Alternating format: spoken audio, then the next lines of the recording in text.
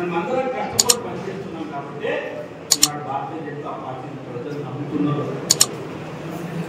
ప్రజలు ఈనాడు మనం స్వాగతిస్తున్నారు, ప్రజలు ఈనాడు మనం ఆదరిస్తున్నారు, ప్రజలు ఈనాడు మనం ఆశీర్వదిస్తున్నారు, ప్రజలు ఈనాడు మనం అక్కడ చేయించుకుంటున్నారు. వాళ్ళ నమ్మకాన్ని మనం బొమ్మ చేయొద్దు.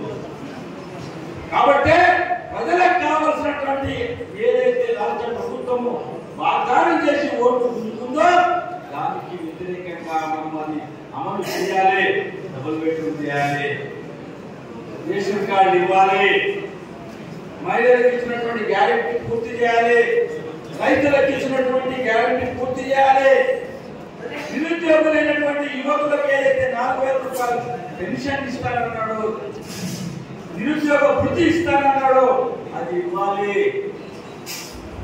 2 లక్షల ఉద్యోగాలు ఏదైతే ఇస్తానన్నాడు జూన్ 2వ తారీఖు నాడు నేను అనౌన్స్ చేసి సెప్టెంబర్ 17వ తారీఖు వరకు అందరికీ నేను ఇంకా ఏదైతే ఉద్యోగ భద్రత ఉద్యోగ అపాయింట్మెంట్ ఆర్డర్స్ అన్ని కూడా ఇస్తాననుకున్నటువంటి రేవంత్ రెడ్డి గారు ఏమైంది 2 లక్షల ఉద్యోగాలు?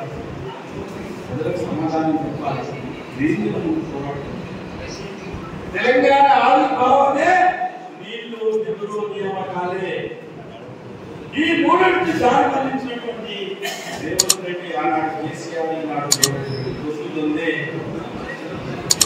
ఇద్దరు కూడా ఒక పార్టీల నుంచి పుట్టినటువంటి వాళ్ళే, తెలుగుదేశంలో ఉన్నటువంటి వాళ్ళే.